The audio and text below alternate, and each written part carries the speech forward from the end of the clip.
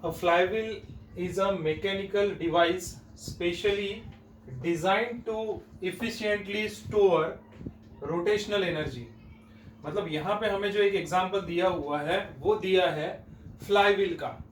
आप देख सकते हैं कि ये फ्लाईव्हील किस तरीके का होता है। ये फ्लाईव्हील कुछ इस तरीके का होता है और ये जो फ्लाईव्हील है ये फ्लाईव्हील किसी मशीन में यूज किया जाता है।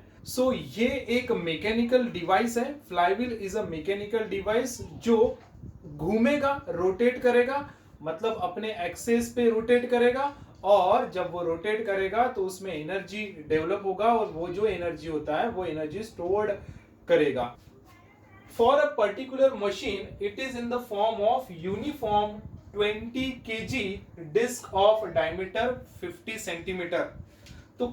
तो किसी एक पर्टिकुलर मशीन के लिए एक कोई तो भी मशीन होगा जिस मशीन में ये फ्लाईव्हील यूज किया होगा और इसको हमें किस तरीके से लेना है तो एक डिस्क के समान लेना है। तो वो मान के चलते हैं जो फ्लाईव्हील है वो फ्लाईव्हील कुछ इस तरीके का है। It is in the form of disc. ये एक डिस्क के फॉर्म में है। इस डिस्क का जो मास है वो मास यूनिफॉर्म डिस्क है और इसका मास दिया हुआ है 20 केजी। तो इसका जो मास है ये ले लेते हैं 20 केजी और इसका जो डायमीटर है, डायमीटर जो आपको दिया हुआ है ये diameter, this is the diameter of a wheel. So इसका जो डायमीटर दिया हुआ है the diameter d is equal to 50 centimetre. Okay, आगे बोला गया है able to rotate about its own axis. ये जो फ्लाईव्हील है ये फ्लाईव्हील रोटेट करेगा, इट कैन बी रोटेट, ये रोटेट करेगा अबाउट इट्स ओन एक्सेस। तो ये इस तरीके से रोटेट करेगा और इसका जो एक्सेस बनेगा वो एक्सेस रहेगा यहां से पासिंग थ्रू इट्स सेंटर, ये हो जाएगा इसका एक्सेस। अब ये इस एक्सेस के अलोंग में रोटेट कर रहा है, ऐसे इस एक्सेस के अलोंग में रोटेट कर रहा है। ठीक है, ये हो गया। अब यहां पे बोला है जब वो इस एक्सेस के अलोंग में रोटेट करेगा तो क्या करना है हमें, calculate its kinetic energy when rotating at 120 RPM. तो ये जो डिस्क है ये डिस्क रोटेट करेगा कितने फ्रीक्वेंसी पर, तो फ्रीक्वेंसी जो दिया हुआ है ये फ्रीक्वेंसी इसका लेना है 1200 आरपीएम। ठीक है, 1200 आरपीएम इतना फ्रीक्वेंसी है। इस फ्रीक्वेंसी पर ये रोटेट करेगा तो इस डिस्क के अंदर में कितना एनर्जी होता है, मतलब कौन सा एनर्जी रहेगा, काइनेटिक एनर्जी इसके अंदर में डेवलप होगा, ये काइनेटिक एनर्जी निकालना है। तो हम मान के चलते हैं कि हमें पहले इसमें क्या करना है, हमें काइनेटिक एनर्जी इस डिस्क का निकालना है जब ये डिस्क रोटेट करेगा 1200 आरपीएम पे। आई थिंक यहां तक समझ में आ गया होगा। आगे में देखते हैं, calculate its moment of inertia in case rotated at a tangent in its plane. अगर ये डिस्क, ठीक है, मतलब यहां पे कंसीडर कर लेते हैं सेकंड, हमें दूसरी चीज जो हमें निकालनी है वो ये निकालनी है कि यही जो डिस्क है ये डिस्क अगर रोटेट करता है तो यही डिस्क हम ले रहे हैं सेम, लेकिन ये जो डिस्क है वो एट द सेंटर से एक एक्सेस गुजरेगा और वहां से रोटेट करेगा, ऐसा नहीं है इसमें। अब ये जो डिस्क है ये रोटेट करेगा किसी एक टेंजेंट, आप यहाँ पे टेंजेंट निकाल लीजिए और वो जो टेंजेंट रहेगा वो टेंजेंट इसी के प्लेन से पैरेलल रहेगा। तो यहाँ पे हम क्या कर लेते हैं, मान के चलते हैं कोई भी आप टेंजेंट निकाल सकते हैं, लेकिन टेंजेंट कैसा होना चाहिए, इसी प्लेन को पैरेलल होना चाहिए। तो मैं यहाँ पे ये कुछ इस तरीके का निकाल देता हूं, ये एक टेंजेंट है, ठीक है, बिल्कुल एक टेंजेंट दिखाई दे रहा है इसका, और इस टेंजेंट के अलोंग में ऐसा अब ये रोटेट करेगा, पूरा डिस्क कुछ इस तरीके से रोटेट करेगा। तो ये जो डिस्क अगर इस तरीके से रोटेट करता है तो इस एक्सेस के अलोंग में क्या मूवमेंट ऑफ इनर्शिया रहेगा, मतलब आप यहाँ पे लिख सकते हैं आई, ठीक है, ये क्या है, टेंजेंट है, लेकिन कौन सी केस में लेना है आपको, द टेंजेंट तो लेना है, movement of inertia along it's tangent तो लेना है, लेकिन ये रहना चाहिए पैरेलल टू द डिस्क। तो ये जो मूवमेंट ऑफ इनर्शिया होता है वो कितना होता है ये आपको निकालना है। तो यहाँ पे ध्यान दीजिए, सबसे पहले हम क्या करेंगे, यहाँ पे दिखाई दे रहा है आरपीएम और ये है केजी में और ये है सेंटीमीटर में। तो यहाँ पे आप देखा, ये जो कन्वर्जन है इसके कन्वर्जन हम कर लेते हैं, ठीक है। यहाँ पे जो आपको दिखाई दे रहा है आरपीएम में दिखाई दे रहा है, यहाँ पे सेंटीमीटर में दिखाई दे रहा है। सो it is not in the SI unit, ये एसआई यूनिट में नहीं है, ठीक है। केजी आपको एसआई यूनिट में दिया हुआ है, मास का जो यूनिट है वो एसआई यूनिट में दिया है, लेकिन दो जो यूनिट है वो एसआई यूनिट में नहीं दिए हुए हैं, ठीक है। तो इसका मतलब हम क्या करेंगे, इसको एसआई यूनिट में कन्वर्ट करेंगे। तो अगर हम इसको एसआई यूनिट में कन्वर्ट करते हैं, सो दिस फ्रीक्वेंसी 1200 आरपीएम, इसको ऐसा यूनिट में कन्वर्ट करना है, मतलब आरपीएस में आपको कन्वर्ट करना है, और वो किया जाता है 1200 डिवाइडेड बाय 60 आप कर लो, तो ये जो आपको आंसर मिलेगा इट इज नथिंग बट ये जीरो कैंसिल यहां से, और 6 2 12, तो यहाँ पे 20 आरपीएस हो जाएगा। तो इसका जो आंसर मिलेगा आपको 20 आरपीएस मिलेगा। और डायमीटर जो है 50 सेंटीमीटर दिया है, तो आप इसको लिख सकते हैं 50 इंटू 10⁻⁻² मीटर, ठीक है। या फिर आप इसको ऐसा भी लिख सकते हैं, it can be written as 50 divided by 100, ठीक है। तो यहां से 0 0 कैंसिल, आप इसको और ऐसा लिख सकते हैं, ये हो गया। आप इसको और ऐसा लिख सकते हैं 5 2 10, सो इट इज 1/2, ठीक है। तो डायमीटर हो गया 1/2 मीटर, ठीक है। या फिर आप इसको और आगे बढ़ाना चाहते हैं तो ये आप लिख सकते हैं 0.5 मीटर। और इस तरीके से हम क्या कर सकते हैं, यहाँ पे रेडियस निकाल सकते हैं, that radius is r is equal to d/2, and that is d का वैल्यू है 1/2, आप लिख सकते हैं this is 1/2 divided by 2, and it is what, it is 1/4, ठीक है। तो रेडियस जो हो गया 1/4 मीटर में आ जाएगा। अब आप याद रखिए, हमने चैप्टर में ये पढ़ा है कि कोई भी ऑब्जेक्ट रहता है, चाहे वो डिस्क रहे, चाहे वो रिंग रहे, चाहे वो एक स्फीयर रहे, चाहे वो इरेगुलर शेप का कोई बॉडी रहे, तो उस बॉडी में अगर वो बॉडी अपने खुद के एक्सिस के अलाउंग में अगर रोटेट करता है, एक एक्सिस के अलाउंग में अगर वो रोटेट करता है, तो उसमें जो काइनेटिक एनर्जी होता है, किसी भी तरीके का ऑब्जेक्ट हो सकता है, वो काइनेटिक एनर्जी होता है, that kinetic energy is equal to half I omega square, ये फॉर्मूला है इसका, ठीक है। अब यहाँ पे ये I ओमेगा स्क्वायर, तो ये जो I है फिलहाल पहले केस के लिए हम देख रहे हैं, तो ये I जो हो जाएगा पासिंग थ्रू इट सेंटर, मतलब movement of inertia passing through it centre कितना रहेगा, तो यहाँ पे आप लिख सकते हैं movement of inertia passing through it centre, ये इसके एक्सेस के अलोंग में ऐसा रोटेट कर रहा है, सेंटर से अगर रोटेट कर रहा है, तो movement of inertia for a disc passing through it centre क्या होता है, ये होता है mr²/2, ये फॉर्मूला इसका होता है, ठीक है। आपको ये भी याद रखना है, पाई स्क्वायर का वैल्यू जो दिया है आपको 10 दिया हुआ है, इसको भी हम याद रखेंगे। सो ये है movement of inertia passing through it centre, इसका क्या वैल्यू होता है वो हम निकाल लेंगे। उसके अलावा जो ओमेगा होता है, मतलब एंगुलर वेलोसिटी क्या होता है जब ये ऑब्जेक्ट घूमते रहता है, वो भी हम निकालेंगे, क्योंकि हमें क्या दिया है, फ्रीक्वेंसी दिया हुआ है, और फ्रीक्वेंसी और ओमेगा का एक रिलेशन है, उस तरीके से हम निकालेंगे। तो सबसे पहले हम निकाल लेते हैं IC, moment of inertia passing through it centre is what, it is mr²/2, ये डिस्क के लिए होता है, याद रखिए। It is equal to mass कितना दिया हुआ है आपको, तो मास दिया है 20, ठीक है। तो यहाँ पे लिख देते हैं हम 20 इंटू r का वैल्यू अब 1/4, सो इट इज 1/4 इसका square divide by this is 2, तो इसको हम कुछ इस तरीके से सॉल्व करेंगे, दिस 2 और ये हो जाएगा 10, यहाँ पे ये हो जाएगा 10 डिवाइडेड बाय 16, ओके। IC का वैल्यू 10/16 हुआ। ओमेगा का जो वैल्यू है वो हम निकाल लेते हैं, और ओमेगा और फ्रीक्वेंसी का रिलेशन है, this is twice pi of frequency, so it is equal to 2 multiplied by pi को वैसे रहने देते हैं क्योंकि हमें पाई का वैल्यू दिया हुआ है, पाई स्क्वायर का वैल्यू दिया है, फ्रीक्वेंसी का वैल्यू है जो पुट कर लेते हैं, जो निकल के आया है 20 RPS, so multiplied by this is 20, okay. और ये हो जाएगा आपका दिस इज 40 पाई स्क्वायर। तो IC का वैल्यू निकल गया है, ओमेगा का वैल्यू निकल गया है, IC और ओमेगा का वैल्यू इस इक्वेशन में पुट करेंगे, और kinetic energy of this disc जो है एट दिस फ्रीक्वेंसी हम निकाल लेंगे।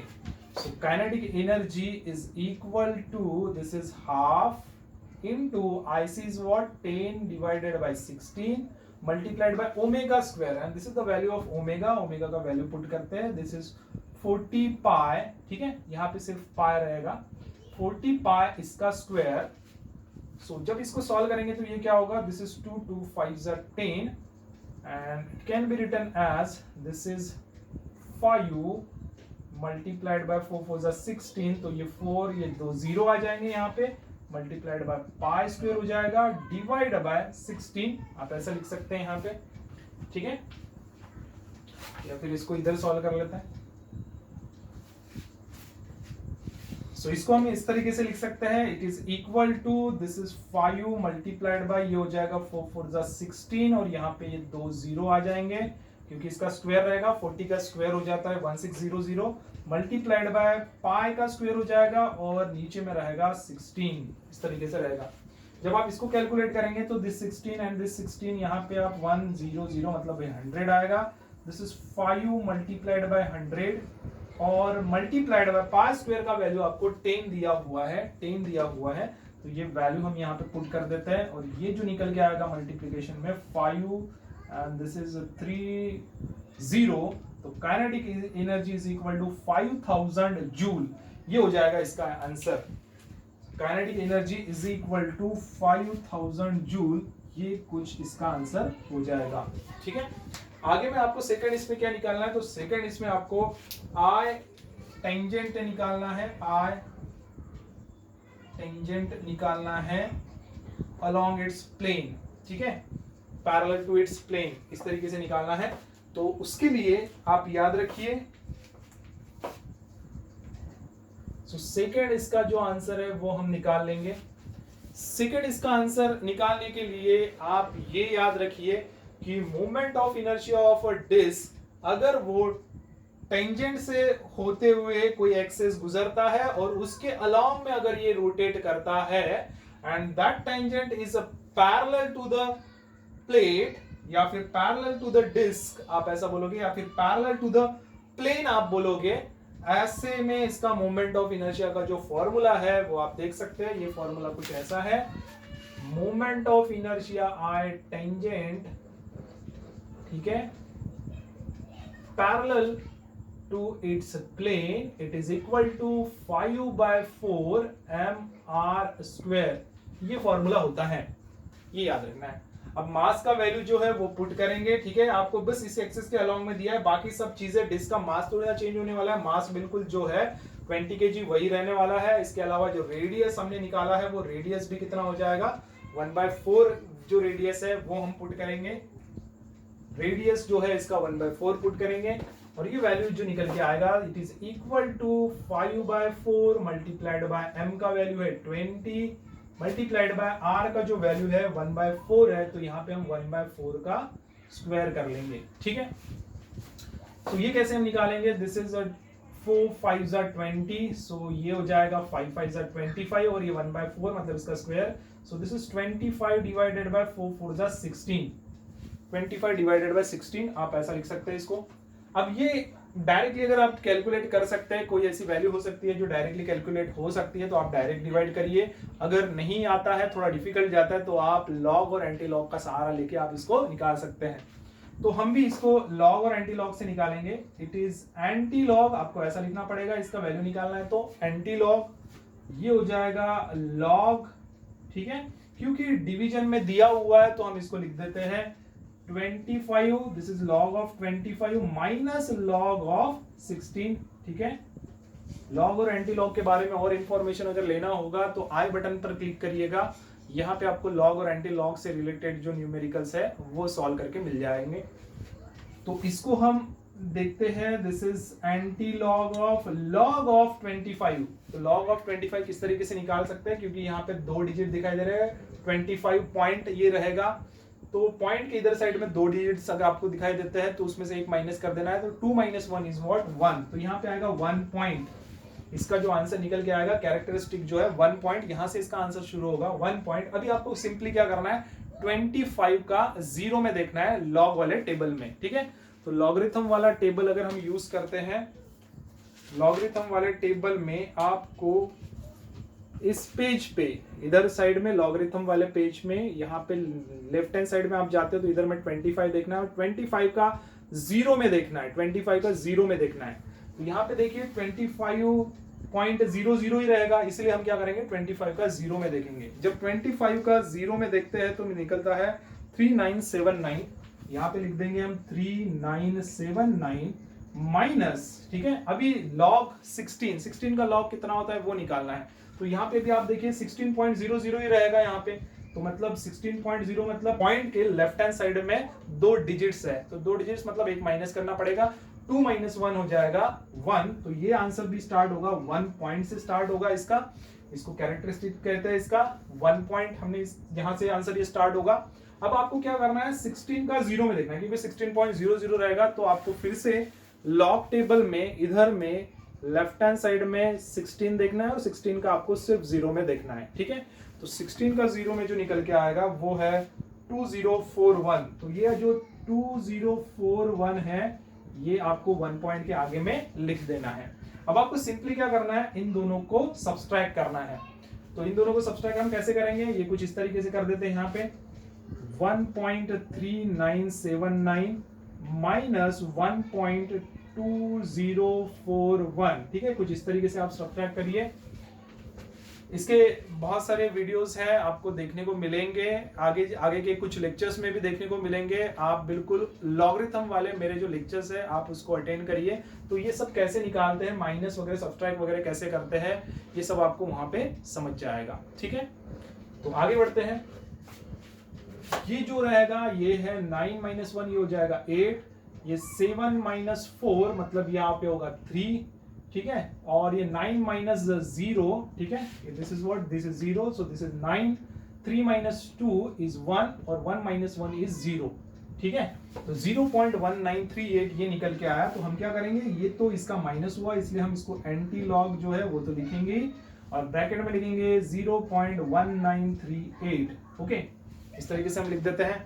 अब आपको क्या करना है, ये नंबर का एंटी लॉग निकालना है, और ये नंबर का एंटी लॉग हम किस तरीके से निकालते हैं, तो ये हम निकालेंगे 0.19 का 3 और 8 में देख के निकालेंगे। तो हम जाएंगे एंटी लॉग वाले पेज पर, लॉगरिथम वाला जो पेज है उसके नेक्स्ट पेज पे आपको एंटी लॉगरिथम वाला पेज मिल जाएगा, और एंटी लॉगरिथम वाले पेज में आपको क्या देखना है, लेफ्ट हैंड साइड में यहाँ से 0.19 का 3 और 8 में देखना है। तो लेफ्ट हैंड साइड में आप देखेंगे 0.19 इधर साइड में कहीं तो भी देखना है, और 0.19 का आपको किस में देखना है, तो आपको देखना है 3, इधर साइड में 3 देखना है, और इधर मेन डिफरेंस में आपको 8 देखना है, और एक ही लाइन से जाते हुए क्या करना है, इन दोनों को आपको ऐड कर देना है। सो ये आएगा 1563, ये आएगा 1563 मेन डिफरेंस को ऐड करने के बाद में 1563 आएगा। और जब आप एंटी लॉग का आंसर निकालते हो तो 1 डिजिट के बाद में आप पॉइंट दे देते हो और मल्टीप्लाइड बाय क्या करोगे, 10⁻⁴ पॉइंट के लेफ्ट में जो भी नंबर है वो इसका पावर बन जाएगा। तो यहाँ पे 0 इसलिए 10⁻⁴ हो जाएगा। तो आप इसको लिख सकते हैं 10⁻⁴ is what, it is 1, so it is 1.563, ठीक है।